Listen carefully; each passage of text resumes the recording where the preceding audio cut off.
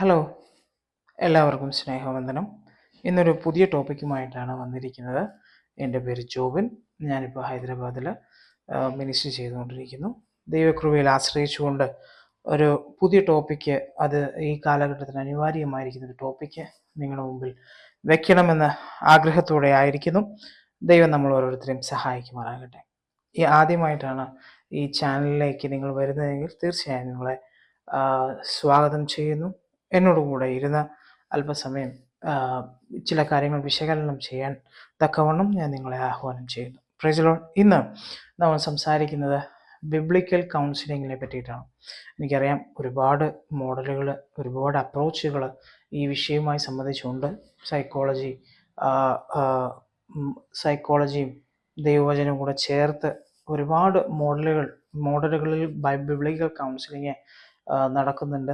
മാത്രമല്ല, നമുക്ക് പഴയ കാലഘട്ടങ്ങളിൽ നമ്മൾ കണ്ടുവന്നതുപോലെ നമ്മുടെ ദൈവദാസന്മാർ, അല്ലെങ്കിൽ പള്ളിയച്ചന്മാർ, അല്ലെങ്കിൽ കർത്തൃദാസന്മാർ, അവർക്കറിയാവുന്നതുപോലെ ദൈവികമായ ആ അളവിൽ നിന്നുകൊണ്ട്, അല്ലെങ്കിൽ ആ വെളിപ്പാടിൽ നിന്നുകൊണ്ട് നമ്മളെ പറഞ്ഞ് മനസ്സിലാക്കുവാൻ, ഗൈഡൻസ് ചെയ്യുവാൻ ഒക്കെ ശ്രമിക്കാറുണ്ട്. പലപ്പോഴും യുവജനങ്ങൾക്കത് മനസ്സിലാവണമെന്നില്ല. പലപ്പോഴും കൺഫ്യൂഷനിലിരിക്കുന്ന ആൾക്കാർക്കത് അതിൻ്റെ 100% ആ ഒരു റിസൾട്ടിലേക്ക് എത്തണമെന്നില്ല. ചിലപ്പം എത്തിയെന്നിരിക്കാം. അത് ഓരോ കാലഘട്ടത്തിൻ്റെയും ഓരോ സമയത്തിൻ്റെയും പറയുന്നവരുടെയും അല്ലെങ്കിൽ കേൾക്കുന്നവരുടെ പ്രായത്തിൻ്റെയും ഒക്കെ അനുസരിച്ച് വ്യത്യസ്തമായിരിക്കും എന്നതാണ് പ്രധാനപ്പെട്ട കാര്യം. മറ്റൊരു അപ്രോച്ച് ഇപ്പോൾ ചില വർഷങ്ങൾക്ക് ഇടയിൽ വന്നുകൊണ്ടിരിക്കുന്നത് വെച്ച് കഴിഞ്ഞാൽ, നമ്മൾ ആദ്യം പറഞ്ഞതുപോലെ സൈക്കോളജിയുമായി ബന്ധപ്പെട്ട്, സൈക്കോളജിയുമായി ചേർത്ത് ബിബ്ലിക്കലായിരിക്കുന്ന കൗൺസിലിംഗ് കൊടുക്കണം. അതായത് അവരുടെ മനുഷ്യരുടെ ബിഹേവിയറിനെ നമ്മളെങ്ങനെ കൈകാര്യം ചെയ്യണം, അതെങ്ങനെ നമുക്ക് ഓവർകം ചെയ്യാൻ, അവരെ എങ്ങനെ കാം ഡൗൺ, എങ്ങനെ ആ വിഷയത്തെ എന്ത് വിഷയമായിട്ടാണോ ഒരു വ്യക്തി അടുത്ത് വരുന്നത്, ആ വ്യക്തിയെ എങ്ങനെ കൈകാര്യം ചെയ്യണം, എങ്ങനെ അവരെ ഹെൽപ്പ് ചെയ്യണം എന്നൊരു അപ്രോച്ചുമായി പുതിയ തലമുറയിലെ അത് ഈ കൗൺസിലിങ്, ലോകപ്രകാരമുള്ള കൗൺസിലിങ് ഒക്കെ ഉൾപ്പെടുത്തിക്കൊണ്ട് തന്നെ അതേ അപ്രോച്ചിൽ തന്നെ അതുമായിട്ട് മുന്നോട്ട് പോകുന്നത് ഒരു പുതിയ ട്രെൻഡായിട്ട് മാറുന്നുണ്ട്. Price the Lord. അതങ്ങനെ കൗൺസിലിംഗ് പ്രാപിക്കുന്നവരും അത് ആഗ്രഹിച്ച് ചെന്ന് നല്ല നല്ല കൗൺസിലിംഗ് പ്രാപിക്കുന്നവരുമുണ്ട്. അതേസമയം കൗൺസിലിംഗ് ഈ ഒരു കരിയറിൽ വളർന്നു വരണമെന്ന ആഗ്രഹത്തോടു കൂടെ ആയിരിക്കുന്നവരുമുണ്ട്. എന്തു തന്നെയായിരുന്നാലും അവരോടെല്ലാവരോടുമായി ചേർന്ന് ചില കാര്യങ്ങൾ ഞാൻ സംസാരിക്കുവാൻ താല്പര്യപ്പെടുന്നു. Price the Lord.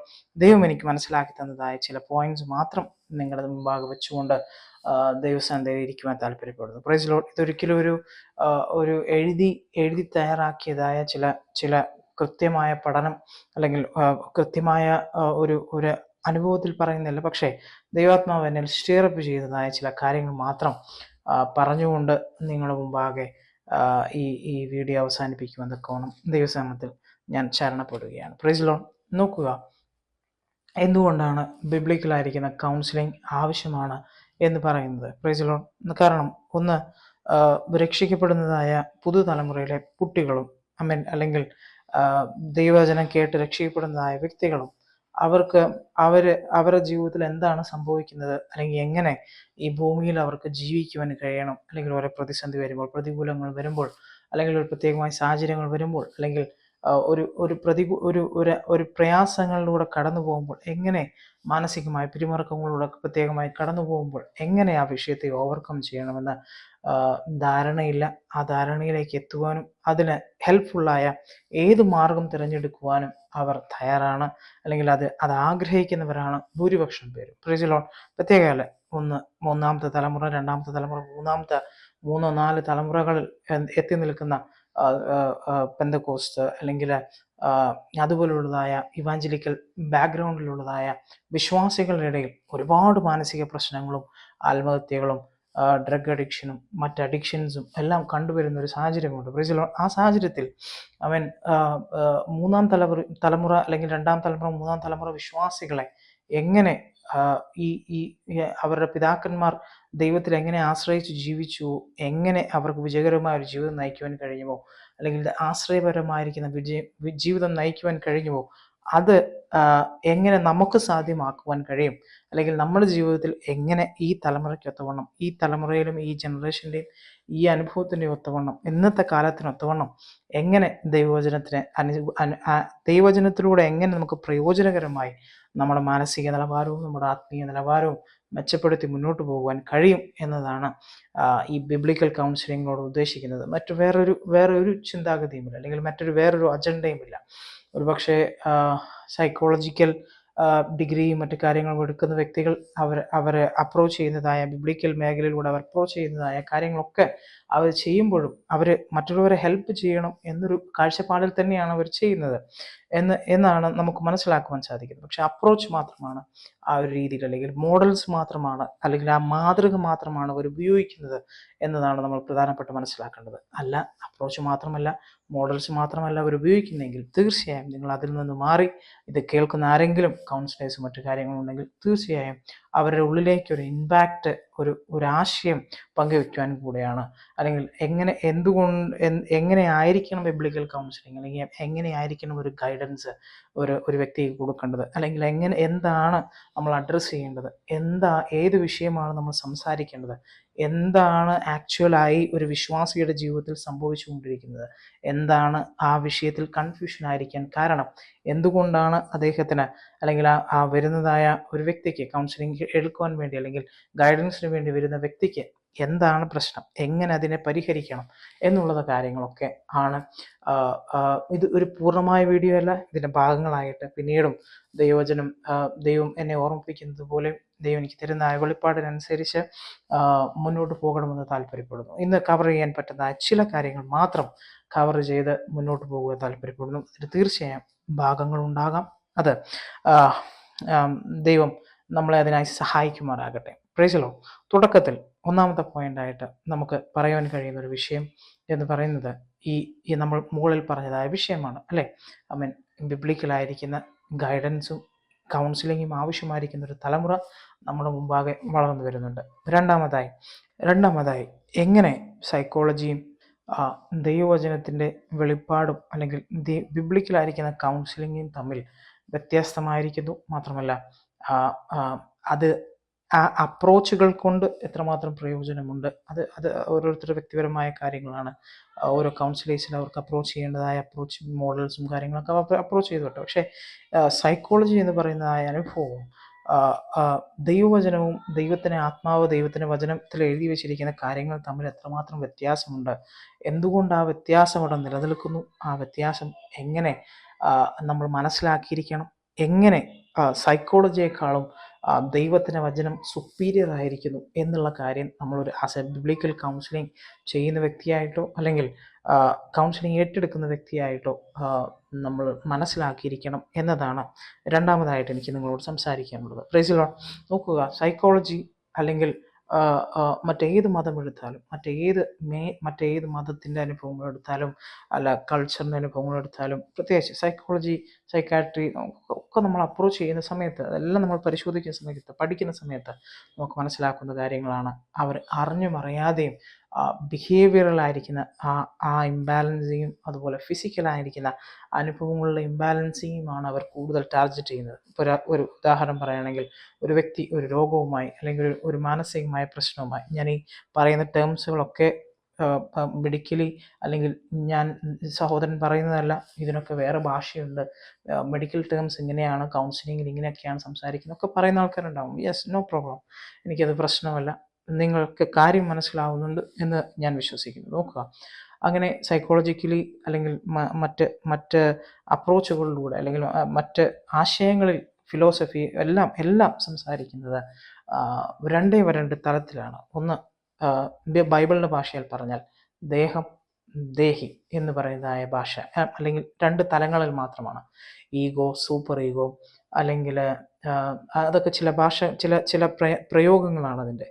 അതുപോലെ തന്നെ നമ്മൾ ഉദ്ദേശിക്കുന്ന പോലെ chemical changes in the body എന്നൊക്കെ പറയുന്നതല്ലേ, chemical imbalance in the body. അതിനാണ് സൈക്കാട്രിക്കൽ മെഡിസിൻ നമ്മൾ കഴിക്കുന്നത്. ശരീരത്തിൻ്റെ കെമിക്കൽ ഇൻബാലൻസ് കൊണ്ടുണ്ടാകുന്നതായ മാനസികമായ പ്രയാസങ്ങൾ, പ്രശ്നങ്ങൾ മനസ്സിലാക്കി അതിനെ ചികിത്സിക്കുക എന്നതാണ് ആ ആ ആ ആ സൈക്കാട്രിയെ കൊണ്ട് ഉദ്ദേശിക്കുന്നത്. സൈക്കോളജിയെ കൊണ്ട് ഉദ്ദേശിക്കുകയാണെങ്കിൽ കൗൺസിലിംഗ് മൂലം നമ്മുടെ മനസ്സിൻ്റെ തലത്തെ, അതാണ് രണ്ടാമത്തെ തലം. ഒന്ന് ശരീരം, ഒന്ന് മാനസിക നിലവാരം. ആ രണ്ടാമത്തെ തലത്തിൽ നമ്മൾ ചില ചില നടപടികളും ചില ഡിസിപ്ലിൻസും മറ്റു കാര്യങ്ങളും നമ്മൾ എടുക്കുമ്പോൾ തീർച്ചയായും ചില വിഷയത്തിൽ നമ്മൾ മറികടക്കുവാൻ കഴിയുന്നു, ഓവർകം ചെയ്യാൻ കഴിയുന്നു, നമ്മുടെ മനസ്സിനെ കാം ഡൗൺ ആക്കാൻ കഴിയുന്നു എന്നുള്ളതായ ഒരു തലമാണ് സൈക്കോളജിക്കലായിട്ട് അല്ലെങ്കിൽ അവർ അപ്രോച്ച് ചെയ്യുന്നത്. നോക്കുക, അപ്പോൾ ഈ രണ്ട് മോഡലിനും അതുപോലെ ഞാനിപ്പോൾ കഴിഞ്ഞ ദിവസം ഒരു ഹൈന്ദവ സഹോദരൻ ഒരു വീഡിയോ ഇടുന്നത് ഞാൻ ഹിന്ദി ലാംഗ്വേജിലാണ് കണ്ടത്. അതിനകത്തും അവർ അപ്രോച്ച് ചെയ്യുന്നത് രണ്ട് തലങ്ങൾ മാത്രം. എന്തൊക്കെ? ഒന്ന് മനസ്സ്, ഒന്ന് ശരീരം എന്ന് പറയുന്നതായ കാര്യങ്ങൾ. ഒന്ന് പഞ്ചേന്ദ്രിയം, അല്ലെങ്കിൽ അതിനൊക്കെ ഒരുപാട് തലങ്ങളുണ്ട്. അത് കൂടുതലായി ഡീപ്പായിട്ട് നിങ്ങൾക്ക് റിസർച്ച് ചെയ്ത് കഴിഞ്ഞാൽ നിങ്ങൾക്ക് കാണുവാൻ കഴിയും. നിങ്ങൾക്ക് ഗൂഗിളിലോ അല്ലെങ്കിൽ മറ്റു പുസ്തകങ്ങളിലോ ഒക്കെ നോക്കിക്കഴിഞ്ഞ് കഴിഞ്ഞാൽ കെമിക്കൽ ചേഞ്ച്, ശരീരത്തിലുള്ളതായ കെമിക്കൽ ചേഞ്ച്, ഇപ്പം ചേഞ്ചസുകൾ മൂലമുണ്ടാകുന്നതായ രോഗങ്ങളും അതിനെങ്ങനെ പരിഹാരം കണ്ടെത്താം, അല്ലെങ്കിൽ അതിനെങ്ങനെ ഇംബാലൻസുകൾ എങ്ങനെ ക്ലിയർ ചെയ്യാം, അതുപോലെ തന്നെ മാനസികമായ നിലവാരത്തിൽ ഇമ്പാക്റ്റുകൾ, ട്രോമ അല്ലെങ്കിൽ അല്ലെങ്കിൽ ഒരു അങ്ങനെയൊക്കെയുള്ളതായ കാര്യങ്ങളിലൂടെ സംഭവിച്ചതായ കാര്യങ്ങളെ എങ്ങനെ നമുക്ക് തെറാപ്പീസ് ഉണ്ട്. അങ്ങനെ അങ്ങനെ പല അപ്രോച്ചുകളിലൂടെ അവരെല്ലാം ശ്രമിക്കുന്നത് ഈ രണ്ട് തലത്തിലുള്ളതായ അനുഭവങ്ങളാണ്. പക്ഷേ ദൈവവചനത്തിൻ്റെ പ്രത്യേകത എന്താണെന്നറിയാമോ? ദൈവത്തിൻ്റെ വചനം എപ്പോഴും പറയുന്ന മൂന്നാമതൊരു വ്യക്തിത്വമുണ്ട്, അല്ലെങ്കിൽ മൂന്നാമതൊരു ഭാഗമുണ്ട്. അതാണ് ആത്മാവ് എന്ന് പറയുന്നത്. Price the Lord. അപ്പം ആത്മാവ് എന്ന് പറയുന്ന തലമാണ് മറ്റെല്ലാ തിയറീസിനേക്കാളും ഫിലോസഫിയേക്കാളും സൈക്കോളജിയേക്കാളും സൈക്കാട്രിയേക്കാളും മറ്റെല്ലാ അനുഭവത്തെക്കാളും ദൈവവചനത്തെയും ദൈവത്തെയും ക്രിസ്ത്യാനിറ്റിയെയും സുപ്പീരിയറായി വെക്കുന്നത്. Price the Lord. നിങ്ങൾക്ക് എത്രമാത്രം മനസ്സിലായെന്നറിയില്ല. ഞാൻ 2015 കാലഘട്ടങ്ങളിൽ ഞാൻ എൻ്റെ medical and psychiatry social work ചെയ്ത ഒരു വ്യക്തിയാണ്. അപ്പം എനിക്ക് അതിൻ്റെ ക്യൂരിയോസിറ്റി ഉണ്ടായിരുന്നു, അതെങ്ങനെ പഠിക്കണമെന്ന് ആഗ്രഹമുണ്ടായിരുന്നു. അങ്ങനെ ഒരു പഠനവുമായി ബന്ധപ്പെട്ട് ഞാൻ പോയതാണ്. അപ്പോൾ എനിക്ക് മനസ്സിലാക്കാൻ കഴിഞ്ഞത് ഒരു പ്രത്യേക കാര്യം എന്ന് വെച്ച് കഴിഞ്ഞാൽ, പല രോഗങ്ങളും, സ്ക്രിസോഫീനിയ അല്ലെങ്കിൽ മറ്റുള്ളതായ രോഗങ്ങൾ, പല രോഗങ്ങൾക്കും ഒരു അടിസ്ഥാനപരമായ ഒരു കാരണം പോലും സൈക്കാട്രിക്കോ അല്ലെങ്കിൽ സൈക്കോളജിക്കോ പറയാൻ കഴിയില്ല. ഇതെങ്ങനെ വന്നു എന്ന് അവർക്ക് ഒരിക്കലും പറയാൻ പറ്റില്ല. പക്ഷേ ദൈവത്തിൻ്റെ വചനം വായിക്കുകയും പഠിക്കുകയും ആത്മാവിൽ ജീവിക്കുകയും ചെയ്യുന്നൊരു വ്യക്തിയെ സംബന്ധിച്ച് കൃത്യമായി സാത്താനിക്കായിരിക്കുന്ന അനുഭവങ്ങളെ നമുക്ക് മനസ്സിലാക്കാൻ പറ്റും. അതേപോലെ ഇതുപോലുള്ളതായ നിസ്സാരമായ വിഷയങ്ങൾ അല്ലെങ്കിൽ സൈക്കോളജിക്കൽ ട്രോമകളിലൂടെ മറ്റു കാര്യങ്ങളിലൂടെ ഒക്കെ വന്നതായ അനുഭവം എന്താണെന്ന് നമുക്ക് മനസ്സിലാക്കാൻ പറ്റും. Price the Lord. അപ്പം സാത്താനിക്കായിരിക്കുന്ന അനുഭവങ്ങളിൽ ആത്മമണ്ഡലത്തിൽ അവർക്കുണ്ടായതായ ആ അനുഭവങ്ങളെ മനസ്സിലാക്കി അവിടെ നമ്മൾ അധികാരം ഉപയോഗിച്ച് അത് ഓവർകം ചെയ്തില്ലെങ്കിൽ, അതിനെ റിബ്യൂക്ക് ചെയ്തില്ലെങ്കിൽ, അതിനെ ശാസിക്കുമ്പോൾ ഉണ്ടാകുന്ന വിടുതൽ ഒരിക്കലും എന്തുകൊണ്ട് കഴിയില്ല? മെഡിസിനെ കൊണ്ടും അതിൻ്റെ അനുഭവങ്ങൾ കൊണ്ടും നമുക്ക് അതിലേക്ക് എത്തുവാൻ കഴിയില്ല. ഓക്കെ. അപ്പം പല സംശയങ്ങളുണ്ടാവും. പക്ഷേ മെഡിക്കൽ കൊണ്ട് ഒരുപാട് ആൾക്കാർക്ക് മെഡിസിൻ കഴിക്കുന്നതിലൂടെ മാറുന്നുണ്ടല്ലോ, അല്ലെങ്കിൽ കുറേ വ്യത്യാസങ്ങളൊക്കെ വരുന്നുണ്ടല്ലോ. തീർച്ചയായും വ്യത്യാസങ്ങളും അനുഭവങ്ങളും ഒക്കെ വരുത്തുവാൻ ഈ മെഡിക്കൽ കാര്യങ്ങൾ കൊണ്ടും അല്ലെങ്കിൽ ഈ സൈക്കാട്രി അനുഭവങ്ങൾ കൊണ്ടും അതുപോലെ തന്നെ സൈക്കോളജിക്കലായിരിക്കുന്ന അപ്രോച്ചുകൾ കൊണ്ടെല്ലാം സാധിക്കും. Price the Lord. പക്ഷേ പൂർണ്ണമായ സ്വാതന്ത്ര്യം നമുക്ക് തരുവാൻ ആർക്ക് മാത്രമേ കഴിയുകയുള്ളൂ? ദൈവത്തിന് മാത്രമേ കഴിയുകയുള്ളൂ. ഓക്കെ. അപ്പം ഇപ്പോൾ ഒരു സ്ക്രിസോഫീനിയ അല്ലെങ്കിൽ ബൈപ്പോളാർ ഡിസോർഡർ അങ്ങനെയൊക്കെയുള്ള വിഷയത്തിൽ കുറേ വർഷങ്ങളായി ഞാനിത് മനസ്സിൽ കൊണ്ടു നടക്കുന്നതാണ്. ഒരുപാട് ടേംസുകൾ ഞാൻ മറന്നുപോയിട്ടുണ്ട്. സോറി, ക്ഷമിക്കണം. നിങ്ങൾ ഞാൻ ഉദാഹരണം പറഞ്ഞതെന്ന് വെച്ച് കഴിഞ്ഞാൽ എന്ത് വിഷയമാണോ, അല്ലെങ്കിൽ നിങ്ങൾക്ക് ഹോളായിട്ട് നിങ്ങൾ പരിശോധിക്കുകയാണെങ്കിൽ, മുഴുവനായി നിങ്ങൾ ഈ വിഷയങ്ങളെ പരിശോധിക്കുകയാണെങ്കിൽ, നിങ്ങൾക്കും അത് ആസ് എ റിസർച്ച് ചെയ്തൊരു വ്യക്തിയെ സംബന്ധിച്ച് എൻ്റെ വാക്കുകളിലെ പ്രശ്നങ്ങളും അതിൻ്റെ പരിമിതികളും നിങ്ങൾ വേർതിരിച്ചെടുത്ത് പകുത്തെടുത്ത് അത് പരിശോധിക്കണമെന്നല്ല പറയുന്നത്. നിങ്ങൾ ഹോളായിട്ട് അപ്രോച്ച് ചെയ്യുകയാണെങ്കിൽ, റിസർച്ച് ചെയ്യുകയാണെങ്കിൽ നിങ്ങൾക്ക് മനസ്സിലാക്കുവാൻ കഴിയുന്നതായ അനുഭവങ്ങൾ മാത്രമേ ഉള്ളൂ എന്ന് മാത്രമാണ് ഞാൻ പറയുന്നത്. അപ്പം മെഡിസിൻ കഴിക്കുന്ന വ്യക്തിക്ക് തീർച്ചയായും അവർ പറയുന്നൊരു കാര്യമുണ്ട്, ഇത് കഴിച്ചുകൊണ്ട് നമുക്ക് ഒരു വിഷയത്തെ നമുക്ക് മാനേജ് ചെയ്യാൻ പറ്റും എന്ന് പറയുന്നൊരു അനുഭവമുണ്ട്. അതായത് മരുന്നെന്ന് സ്റ്റോപ്പ് ചെയ്യുന്നു, അന്ന് സാധ്യതയുണ്ട് എന്തിന്, ഇത് മടങ്ങി വരാൻ. മദ്യപാനം, റൈറ്റ്? മദ്യപാനത്തിൽ നമ്മൾ കൊടുക്കുന്ന ഡി അഡിക്ഷൻ സെൻ്ററിൽ ഡ്രഗ്സിന് നമ്മൾ കൊടുക്കുന്ന മെഡിസിൻസ് കാര്യങ്ങളൊക്കെ നമുക്കിപ്പോൾ ഇതൊക്കെ കേരളത്തിൽ വളരെയധികം ഉയർന്നു വന്നുകൊണ്ടിരിക്കുന്ന ഒരു ടോപ്പിക്കാണ് അല്ലേ? ആ സമയത്തും അവർ ചെയ്യുന്ന എല്ലാ അപ്രോച്ചുകളും എല്ലാ അനുഭവങ്ങളും മിയർലി അവരെ ഹെൽപ്പ് ചെയ്യുന്നുണ്ടോ എന്ന് വെച്ച് കഴിഞ്ഞാൽ യെസ്, ഒരു പരിമിതി വരെ. പക്ഷേ പൂർണ്ണമായ ആ വിഷയത്തിൽ നിന്ന് സ്വാതന്ത്ര്യം കൊടുക്കുവാൻ എന്ത് ചെയ്യാൻ പറ്റില്ല, കഴിയില്ല. പക്ഷെ ആർക്ക് കഴിയും?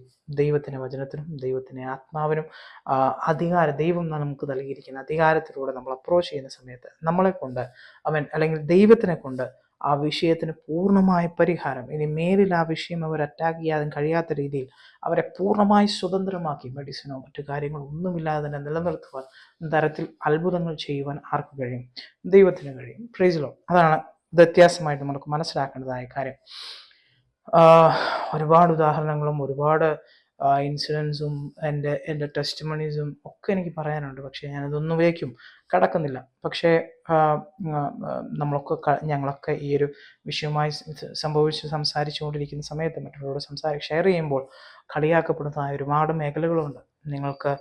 നിങ്ങളിതൊക്കെ ചെയ്യുന്നത് നിങ്ങൾക്കിത് പ്രൂവ് ചെയ്യാൻ പറ്റുമോ എന്നൊക്കെ ചോദിക്കുന്ന അനുഭവങ്ങളുണ്ട്. പക്ഷേ നോക്കുക, കാലം അതെല്ലാം പ്രൂവ് ചെയ്യുന്നുമുണ്ട്. ഇപ്പോൾ കഴിഞ്ഞ ദിവസങ്ങളിലൊക്കെ ഉള്ള അനുഭവം, ഒരു വ്യക്തി ഡി അഡിക്ഷൻ സെൻ്ററിലും സൈക്കാട്രിക് മെഡിസിനും കഴിക്കുന്ന ഒരു വ്യക്തി പൂർണ്ണമായി തീർച്ചയായും തിരിച്ച് പൈശാചികമായി മാറി വെറുതമായൊരു ജീവിതം നയിക്കുന്ന അനുഭവങ്ങളൊക്കെ കഴിഞ്ഞ ദിവസങ്ങൾ സംസാരിക്കുകയായിരുന്നു. Praise lord. അപ്പോൾ നമ്മൾ പറഞ്ഞു വരുന്നതെന്ന് വെച്ച് കഴിഞ്ഞാൽ പൂർണ്ണമായ സ്വാതന്ത്ര്യം, പൂർണ്ണമായ സൗഖ്യം, പൂർണ്ണമായ ആരോഗ്യം, എന്തെല്ലാം പൂർണ്ണതയുണ്ടോ അതെല്ലാം ആരിൽ നിന്നാണ് വരുന്നത്? ദൈവത്തിൽ നിന്നാണ് വരുന്നത്. Praise lord. അതുകൊണ്ടാണ് ബിബ്ലിക്കൽ കൗൺസിലിംഗ് ഈ ഒരു കാഴ്ചപ്പാടിൽ നിന്നുകൊണ്ട് മാത്രമേ സംസാരിക്കാൻ പാടുള്ളൂ എന്ന് പറയുന്നതിന് അനുഭവമുള്ളത്. Price lord. അപ്പോൾ ഞാൻ പറഞ്ഞു വന്നത് സൈക്കോളജിക്കലുമായിരിക്കുന്ന എല്ലാ പ്രോബ്ലംസിൻ്റെയും പല പ്രോബ്ലംസിൻ്റെയും അല്ലെങ്കിൽ എവിടെ നിന്ന് അത് വന്നു, മൂല കാരണം, എന്തുകൊണ്ട് അദ്ദേഹത്തിന് ഇത് സംഭവിച്ചു എന്ന് പറയുവാൻ സൈക്കോളജിക്കോ കഴിയാത്തതായ നിസ്സഹായമായിരിക്കുന്നതായ ഒരു അനുഭവത്തെ ഞാൻ കാണുവാനിടയായി തീർന്നു. Praise lord. അത് നിങ്ങൾക്കും റിസർച്ച് ചെയ്ത് കഴിഞ്ഞാൽ നിങ്ങൾക്കും അത് മനസ്സിലാക്കുവാൻ സാധിക്കും. എവിടെ നിന്നിത് വന്നു, എന്താണ് അതിന് മൂല കാരണം? ഒരു വ്യക്തി, സാധാരണക്കാരൻ്റെ വ്യക്തി ഒറ്റ നിമിഷം കൊണ്ട് എങ്ങനെ അത് മാറുന്നു, അല്ലെങ്കിൽ ഗ്രാജുവലായി മാറുന്നു, എങ്ങനെ തന്നെയായാലും ഈ ഒരു അനുഭവത്തിലേക്ക് അദ്ദേഹം എങ്ങനെ എത്തി, എന്താണ് അതിന് മൂല കാരണം എന്ന് കണ്ടുപിടിക്കുവാൻ അവർക്ക് കഴിയില്ല. മാത്രമല്ല ഇതെല്ലാ അപ്രോച്ചുകളും സൈക്കോളജി ആണെങ്കിലും സൈക്കാട്രി ആണെങ്കിലും അപ്രോച്ചുകൾ ചെയ്യുന്നത് എങ്ങനെ ആ വിഷയത്തെ സമ്മേർജ് ചെയ്യാം, എങ്ങനെ അതിനെ ഒതുക്കാം എന്നും അതിനെ എങ്ങനെ മാനേജ് ചെയ്യാൻ പറ്റും എന്നതുമാണ് അതെല്ലാം ശ്രമിക്കുന്നത്. ഇപ്പോൾ യൂറോപ്പിലും അമേരിക്കൻ കൺട്രീസിലൊക്കെ നമുക്കറിയാം തെറാപ്പീസും ഉണ്ട്.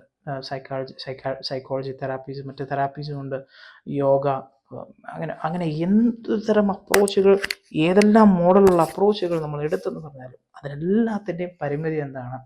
അത് മാനസികമായ നിലവാരത്തിലും ശാരീരികമായ നിലവാരത്തിലും മാത്രമേ അത് കൈകാര്യം ചെയ്യുന്നുള്ളൂ. അതിനത്രേ പറ്റുള്ളൂ. അതിനുള്ള പരിമിതി അതാണ്. പ്രൈസ് ലോർഡ് എന്ന് നമ്മൾ മനസ്സിലാക്കണം. പക്ഷേ ആത്മമണ്ഡലത്തിലുള്ള അനുഭവങ്ങളും അതിലുള്ളതായ സ്വാതന്ത്ര്യവും അതിലുള്ളതായ വിടുതലും അതിലൂടെ ലഭിക്കുന്ന അനുഭവങ്ങളും അനുഗ്രഹങ്ങളും വിശാലതയുമാണ് ആര് കൈകാര്യം ചെയ്യുന്നത്? ദൈവത്തിൻ്റെ വചനം കൈകാര്യം ചെയ്യുന്നത്. നോക്കുക, ഒരു ദൈവദാസൻ എന്ന രീതിയിൽ, അല്ലെങ്കിൽ ഒരു കർത്തൃദാസൻ എന്ന രീതിയിൽ, ദൈവത്താൽ പ്രയോജനപ്പെടുന്ന ഒരു വ്യക്തി എന്ന രീതിയിൽ, മറ്റുള്ളവർക്ക് വേണ്ടി പ്രാർത്ഥിക്കുന്ന ശുശ്രൂഷയിൽ നിൽക്കുന്ന ഒരു വ്യക്തി എന്ന രീതിയിൽ ഒരു മദ്യപാനത്തിൻ്റെ ഒരു അനുഭവം വരിക എന്ന് ചിന്തിക്കൂ. എങ്ങനെയാണ് ഒരു ആത്മീയ മനുഷ്യൻ എന്ന രീതിയിൽ നമുക്കത് കൈകാര്യം ചെയ്യാൻ പറ്റുക? നമ്മൾ മനസ്സിലാക്കി, ആത്മാവ് എന്ന് പറയുന്നൊരു അനുഭവം, ആത്മമണ്ഡലം എന്ന് പറയുന്നൊരു അനുഭവം ദൈവത്തിന് വചനം കൈകാര്യം ചെയ്യുന്നൊരു കാര്യമാണ്. ഓക്കെ, അപ്പോൾ ഞാൻ ഉദാഹരണം പറഞ്ഞാൽ ആത്മാവിൽ ജനിച്ചവർ എന്നൊക്കെ പറയുന്ന അനുഭവങ്ങളുണ്ട്. ദൈവത്തിൻ്റെ ആത്മാവ് നിങ്ങളിൽ വസിക്കുന്നുവല്ലോ, മനുഷ്യൻ്റെ ആത്മാവ് ദൈവത്തോട് സംസാരിക്കുന്നുവല്ലോ എന്നൊക്കെ ഒരുപാട് ഭാഗങ്ങൾ പുതിയ നിയമത്തിലെ ലേഖനങ്ങളിലും പുതിയ നിയമത്തിലെ സുവിശേഷങ്ങളിലൊക്കെ നമുക്ക് വായിക്കാൻ പറ്റും. യേശു ഉൾപ്പെടെയുള്ള അപ്പോസ്തലന്മാരുൾപ്പെടെ എല്ലാം ആത്മാവിൽ ജനിച്ചവൻ, ആത്മാവിനാൽ നീ ജനിച്ചില്ല എങ്കിൽ നീ സ്വർഗരാജ്യത്തിൽ കാണുവാൻ കഴിയില്ല എന്ന് തുടങ്ങിയ കാര്യങ്ങൾ തന്നെയാണ് പറഞ്ഞിരിക്കുന്നത്. അപ്പോൾ ഞാനിത് പ്രൂവ് ചെയ്യുന്നത് വെച്ച് കഴിഞ്ഞാൽ ആത്മമണ്ഡലം, ആത്മീയ കാര്യങ്ങൾ, ആത്മാവ് അല്ലെങ്കിൽ ആത്മാവിലുള്ള പ്രവർത്തനം നിങ്ങൾ എന്നൊക്കെ പറയുന്ന അനുഭവങ്ങൾ പുതിയ നിയമസഭയ്ക്കും അല്ലെങ്കിൽ ദൈവത്തിൻ്റെ വചനത്തിനും മാത്രം അവകാശപ്പെടുവാൻ കഴിയുന്നൊരു കാര്യമാണ്. ആ അപ്രോച്ച് ചെയ്തതിലൂടെ മാത്രമേ പൂർണ്ണ സ്വാതന്ത്ര്യം, ഗലാത്യ ലേഖനം 5-ാം അധ്യായം 1-ാം വാക്യത്തിൽ എഴുതിയിരിക്കുന്ന പോലെ സ്വാതന്ത്ര്യത്തിനായി, ആ ലിബേർട്ടി എന്നാണ് പറയുന്നത്, സ്വാതന്ത്ര്യത്തിനായി ക്രിസ്തുയേശു നിങ്ങളെ സ്വതന്ത്രരാക്കിയിരിക്കുന്നു, അതിൽ ഉറച്ചു നിൽപ്പിൻ, ഇനിയും നിങ്ങൾ നിങ്ങളെ തന്നെ അടിമോനുഖത്തിനകത്ത് കൊണ്ടുപോകരുത് എന്ന് പറയുന്ന അനുഭവം നമുക്ക് ദൈവത്തിൻ്റെ വചനത്തിൽ എഴുതിയിട്ടുണ്ട്. അപ്പം ആ സ്വാതന്ത്ര്യം എവിടെയാണ് ലഭിച്ചത്? നമ്മളിപ്പോഴും അല്ലേ, നമ്മളിപ്പം ഈ ഒരു മഹാരാജ്യത്തിൻ്റെ അല്ലെങ്കിൽ ഇന്ത്യ മഹാരാജ്യത്തിൻ്റെ എല്ലാ നിയമങ്ങളും അനുസരിക്കുന്ന ഒരു വ്യക്തിയാണ്, അല്ലെങ്കിൽ അനുസരിച്ച് കടന്നു പോകേണ്ട ഒരു ബാധ്യസ്ഥനായിരിക്കുന്ന വ്യക്തിയാണ്. പക്ഷേ എവിടെയാണ് ദൈവം നമുക്ക് പൂർണ്ണമായ സ്വാതന്ത്ര്യം തന്നിരിക്കുന്നതെന്ന് മനസ്സിലാക്കില്ല. ആത്മമണ്ഡലത്തിലാണ് വിടുതൽ നമുക്ക് ലഭിച്ചിരിക്കുന്നത് അത് നമുക്ക് മനസ്സിലാക്കുവാൻ സാധിക്കും. അപ്പം ഞാൻ പറഞ്ഞത്, ഒരു ഉദാഹരണം എടുക്കുകയാണെങ്കിൽ, ഒരു മദ്യപാനിക്ക് വേണ്ടി പ്രാർത്ഥിക്കുവാൻ ഒരാൾ നമുക്ക് റിക്വസ്റ്റ് ചെയ്യാന്ന് വെച്ച് കഴിഞ്ഞാൽ, മത്തായിയുടെ സുവിശേഷം 18-ാം അധ്യായത്തിൽ കൃത്യമായി ദൈവം അരുളി ചെയ്തിരിക്കുന്ന ഒരു കാര്യമുണ്ട്. ദൈവം യേശു നമ്മളോട് പറഞ്ഞിരിക്കുന്ന ഒരു കാര്യമുണ്ട്. നിങ്ങൾ ഭൂമിയിൽ കെട്ടുനോക്കുകയും സ്വർഗത്തിലും കെട്ടപ്പെട്ടിരിക്കും, ഭൂമിയിൽ അഴിച്ചു നോക്കുകയും സ്വർഗത്തിലും അഴിഞ്ഞിരിക്കും എന്ന് പറയുന്നൊരു ഭാഗമുണ്ട്. Price the Lord. നമ്മുടെ കഴിവ് കൊണ്ട്, നമ്മുടെ ബലം കൊണ്ട്, നമ്മുടെ ശക്തി കൊണ്ട്, നമ്മുടെ അറിവ് കൊണ്ട് ഒന്നുമല്ല, ദൈവത്തിൻ്റെ ആത്മാവിൽ സ്റ്റിയർഡ് അപ്പായി, അതുപോലെ തന്നെ ദൈവം നമുക്ക് നൽകിയിരിക്കുന്ന നീതീകരണം എന്ന് പറഞ്ഞിരിക്കുന്ന ഫലമുണ്ട്, ആ ഒരു സ്ഥാനമുണ്ട്. നീതീകരണം എന്ന് വെച്ച് കഴിഞ്ഞാൽ സിമ്പിൾ വാക്കിൽ പറഞ്ഞു കഴിഞ്ഞാൽ ദൈവത്തിന് മുമ്പാകെ നിൽക്കുവാൻ തക്കവണ്ണം നമ്മളെ യോഗ്യനാക്കി തീർക്കുന്നതായ, നമുക്ക് വേണ്ടി യേശുക്രിസ്തു നൽകിയതായ ഒരു അനുഭവമാണ് നീതീകരണം എന്ന് പറയുന്നത്. അവൻ ആ നീതീകരണം കൂടാതെ ദൈവത്തിന് മുമ്പാകെ നിന്ന് എന്തെങ്കിലും ചോദിക്കുവാനോ, എന്തെങ്കിലും പറയുവാനോ, എന്തെങ്കിലും റിക്വസ്റ്റ് ചെയ്യുവാനോ, എന്തെങ്കിലും അവൈൽ ചെയ്യുവാനോ, എന്തെങ്കിലും സ്വീകരിക്കുവാനോ, അല്ലെങ്കിൽ ദൈവത്തിൻ്റെ കൃപയും കരുണയും സ്വീകരിക്കാനോ ഒന്നും നമുക്ക് യോഗ്യതയില്ല. യേശുക്രിസ്തുവിലൂടെ ലഭിച്ചിരിക്കുന്ന ആ നീതീകരണത്തിലൂടെ മാത്രമേ നമുക്ക് ദൈവസന്നിധിയിൽ അപ്രോച്ച് ചെയ്യാൻ പറ്റുള്ളൂ. ഓക്കെ, അപ്പം ഇപ്പം നമ്മൾ ദൈവത്തിൻ്റെ നീതീകരണത്തിൽ ആശ്രയിച്ചുകൊണ്ട്, യേശു നമുക്ക് തന്നതായ നീതീകരണത്തിൽ ആശ്രയിച്ചുകൊണ്ട്, നിങ്ങൾ ലൂക്കോസിന് ശേഷം 10-ാം അധ്യായം അതിന് 18-ാം വാക്യം വായിച്ചു. പാമ്പുകളെയും തേളുകളെയും ശത്രുവിൻ്റെ സകല ബലത്തെയും ചവിട്ടുവാൻ ഞാൻ നിങ്ങൾക്ക് അധികാരം തരുന്നിരിക്കുന്നു എന്ന് പറയുന്നതിന് അധികാരമുണ്ട് അല്ലേ. ആ അധികാരം തന്നിരിക്കുന്നു, ഇവയിലൊന്നും നിങ്ങൾക്ക് ദോഷം വരുത്തുകയില്ല എന്ന് പറഞ്ഞിരിക്കുന്നു. അപ്പോൾ അധികാരത്തിൽ നിന്നുകൊണ്ട് അവൻ എഫേസ്യ ലേഖനം 2-ാം അധ്യായം അതിൻ്റെ 3-ാം വാക്യം മുതൽ വായിച്ചു വരുമ്പോൾ, 4-ാം വാക്യം മുതൽ വായിച്ചു വരുമ്പോൾ, നമ്മൾ ക്രിസ്തുവിനോടുകൂടി മരിച്ച് അവനോടുകൂടി ഉയർത്തെഴുന്നേറ്റപ്പെട്ട് അവനിരിക്കുന്നതുമായ സ്വർഗത്തിൽ നമ്മളെ, അല്ലെങ്കിൽ അവനിരിക്കുന്നതായ ഉയരത്തിൽ നമ്മളെ ഇരുത്തിയിരിക്കുന്നു, അവനോടുകൂടെ ഇരുത്തിയിരിക്കുന്നു എന്ന് പറയുന്നൊരു അനുഭവമുണ്ട്. Price the Lord. എവിടെയാണ് ഇരുത്തിയിരിക്കുന്നത്? ആത്മാവിൽ. ഇതൊക്കെ എക്സ്പ്ലനേഷനൊക്കെ എൻ്റെ ചാനലുകളിൽ മറ്റ് പ്രസംഗങ്ങളും മറ്റു കാര്യങ്ങളൊക്കെ നിങ്ങൾക്ക് വാച്ച് ചെയ്യുന്നവരാണെങ്കിൽ തീർച്ചയായും നിങ്ങൾക്കത് മനസ്സിലാക്കുവാൻ സാധിക്കും എന്ന് ഞാൻ വിശ്വസിക്കുന്നു. നോക്കുക, അല്ലെങ്കിൽ നിങ്ങളുടെ ദൈവദാസന്മാരോട് ചോദിച്ചു നോക്കുക, അതിൻ്റെ കാര്യങ്ങളൊക്കെ ഡീറ്റെയിൽസ് അവർ കൃത്യമായി നിങ്ങൾക്ക് പറഞ്ഞു തരും, അതിൻ്റെ അർത്ഥങ്ങളും കാര്യങ്ങളൊക്കെ കേട്ടോ. അപ്പം ഞാൻ പറഞ്ഞതെന്ന് വെച്ച് കഴിഞ്ഞാൽ, അപ്പം ഈ സ്ഥാനത്ത് നിന്നുകൊണ്ട്, ഈ അധികാരത്തിൽ നിന്നുകൊണ്ട്, ഈ നീതീകരണത്തിൽ ആശ്രയിച്ചുകൊണ്ട്, യേശു നൽകിയിരിക്കുന്ന നീതീകരണത്തിൽ ആശ്രയിച്ചുകൊണ്ട് നമുക്ക് എന്ത് ചെയ്യാൻ പറ്റും? ഒരു വിഷയത്തെ അഴിക്കുവാനും, ഒരു ബന്ധനത്തെ അഴിക്കുവാനും, ആ ബന്ധനത്തിൽ കിടക്കുന്ന വ്യക്തികളെ സ്വതന്ത്രമാക്കുവാനുമുള്ള അധികാരം ദൈവം നമുക്ക് തന്നിട്ടുണ്ട് എന്ന് നമുക്ക് മനസ്സിലാക്കുവാൻ സാധിക്കും. ഓക്കെ, അപ്പോൾ നമ്മൾ എന്താണ് ബന്ധിക്കുന്നത്?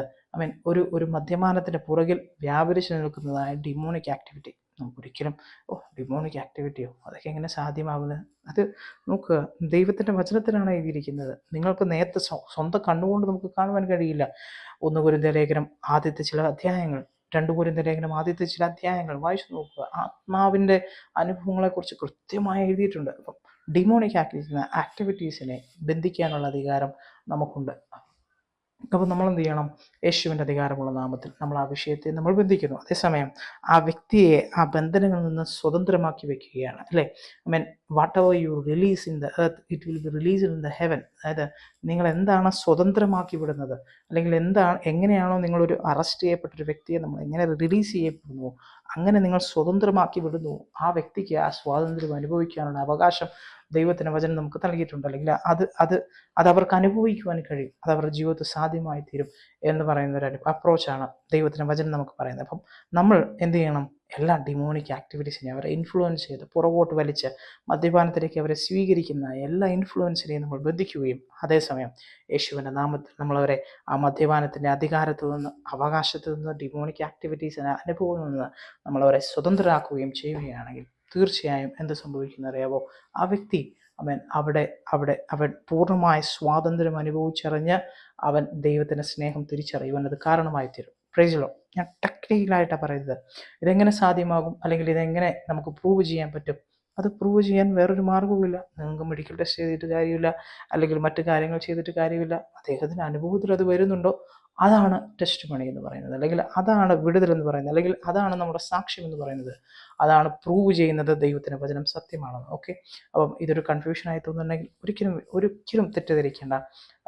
നോർമലായി സാധ്യമായിരിക്കുന്ന ഒരു കാര്യമാണ്. ഒരിക്കലും ഒരു കഥ പറയുന്ന ഒരു വിഷയമായിട്ടല്ല പറയുന്നത്. പല അനുഭവങ്ങൾ എൻ്റെ ജീവിതത്തിൽ തന്നെ ദൈവം നൽകി തന്ന അനുഭവമുണ്ട്. ഏത് മതത്തിൽപ്പെട്ടവരായിരിക്കാം, ഏത് ജാതിയിൽപ്പെട്ടവരായിരിക്കാം, ഏത് അധികാരത്തിൽപ്പെട്ടവരായിരിക്കാം, ഏത് കൾച്ചറിൽപ്പെട്ടവരായിരിക്കാം, ഒന്നും ദൈവത്തിന് മുമ്പാകെ അസാധ്യമല്ല. Price the Lord. അതൊന്നും ദൈവത്തെ തടയുകയില്ല. നിങ്ങൾ വിശ്വാസത്തോടുകൂടെ ആ വിഷയം ദൈവം നമുക്ക് നൽകിയിരിക്കുന്ന അധികാരം കൈകാര്യം ചെയ്യുന്നുണ്ടെങ്കിൽ അവിടെ സ്വാതന്ത്ര്യം നടന്നിരിക്കും, അവിടെ വിടുതൽ നടന്നിരിക്കും, അവിടെ അത്ഭുതങ്ങൾ കാണും, അവിടെ വിടുതലുകൾ കാണും. അതാണ് ദൈവത്തിന് വചനം ഉറപ്പ് തരുന്നത്. ഓക്കെ, അപ്പം മർക്കോസിന് സുവിശേഷം 16-ാം അധ്യായം എനിക്ക് തോന്നുന്നുണ്ട് ഒരുപാട് പേര് ഇതുമായി തെറ്റിദ്ധരിക്കപ്പെടും, അല്ലെങ്കിൽ ഇതിനോട് എതിർത്ത് നിൽക്കാൻ സാധ്യതയുണ്ട്. അതുകൊണ്ട് തന്നെ ഞാൻ നിങ്ങളെ ഒരു വചനത്തിലേക്ക് കൊണ്ടുപോകാം. ഒരിക്കലും ഞാനൊരു ഗ്യാസ് പറയുക, ഒരു കഥ പറഞ്ഞ് പോകുന്നു, അല്ലെങ്കിൽ ഒരു ഗ്യാസ് അടിക്കുന്നു എന്നൊരു ചിന്തയിലേക്ക് നമ്മൾ വരരുത്. പുക പറയുന്നു എന്ന് പറയുന്നത്, അല്ലെങ്കിൽ ഒരിക്കലും റിയൽ അല്ലാത്തൊരു കാര്യമാണ് പറയുന്നതെന്ന് നിങ്ങൾ ചിന്തിക്കരുത്.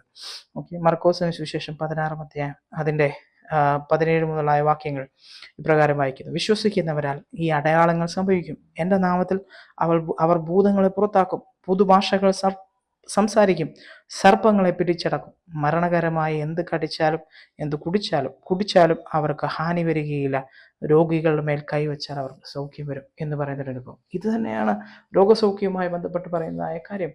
ഓക്കെ, നിങ്ങൾക്ക് യേശുക്രിസ്തുവിൻ്റെ അടിപ്പിണരുകളാൽ നിങ്ങൾക്ക് സൗഖ്യം വന്നിരിക്കുന്നു. യെശയ്യാവിന്റെ പുസ്തകം 53-ാം അധ്യായം 5-ാം വാക്യം അല്ലേ?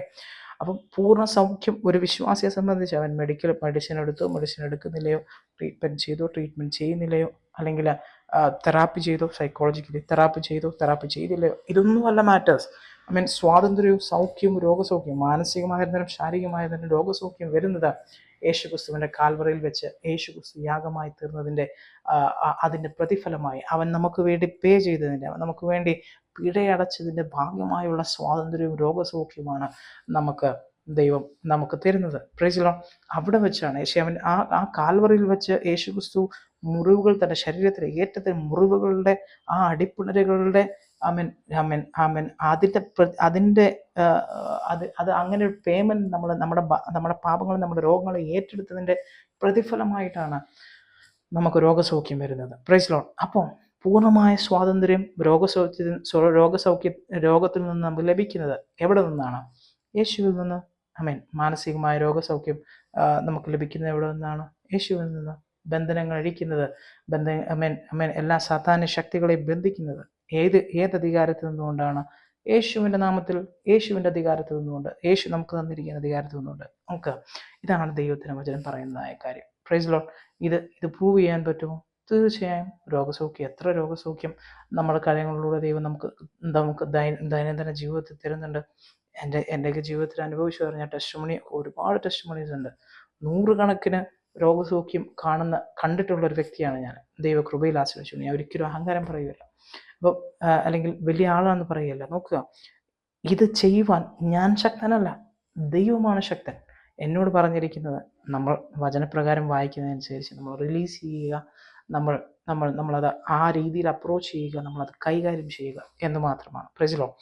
അപ്പോൾ നമ്മൾ ഇന്ന് സംസാരിച്ചതായ വിഷയം ബിബ്ലിക്കൽ കൗൺസിലിങ് എത്രമാത്രം അനിവാര്യമാണ് ഒരു ക്രിസ്തീയ ഒരു കൂട്ടായ്മയെ സംബന്ധിച്ച്, അല്ലെങ്കിൽ യുവജനങ്ങളെ സംബന്ധിച്ച്. അതുപോലെ തന്നെ അത് എത്രമാത്രം സൈക്കോളജിയിൽ നിന്നും മറ്റ് സൈക്കാട്രിയിൽ നിന്നും മറ്റ് അപ്രോച്ചുകൾ, മറ്റ് അനുഭവങ്ങളിൽ നിന്നും വ്യത്യസ്തമാണ് എന്നുള്ള കാര്യങ്ങളാണ് ഞാൻ ഇന്ന് പോൽക്കാലം നിങ്ങളോട് സംസാരിക്കുകയുണ്ടായിരുന്നത്. മാത്രമല്ല, ബൈബിളിൻ്റെ ദൈവവചനത്തിൻ്റെ സുപ്പീരിയോറിറ്റിയും അതിൻ്റെ സുപ്പീരിയോറിറ്റി, അല്ലെങ്കിൽ അതിൻ്റെ ഉന്നതിയും എത്രമാത്രം ഇപ്രകാരം പറയുന്നതായി സൈക്കോളജി, സൈക്കാട്രി, മറ്റ് അപ്രോച്ചുകൾ, മറ്റ് അനുഭവങ്ങൾ, തിയോളജി, അല്ലെങ്കിൽ ഫിലോസഫി തുടങ്ങിയതായ കാര്യങ്ങളെക്കാൾ എത്രമാത്രം ദൈവത്തിൻ്റെ വചനം ഉന്നതമാണ് എന്ന് പറഞ്ഞു വെക്കാനാണ് ഞാൻ ഇന്നത്തെ ഈ വീഡിയോ ശ്രമിച്ചത്. Price the Lord.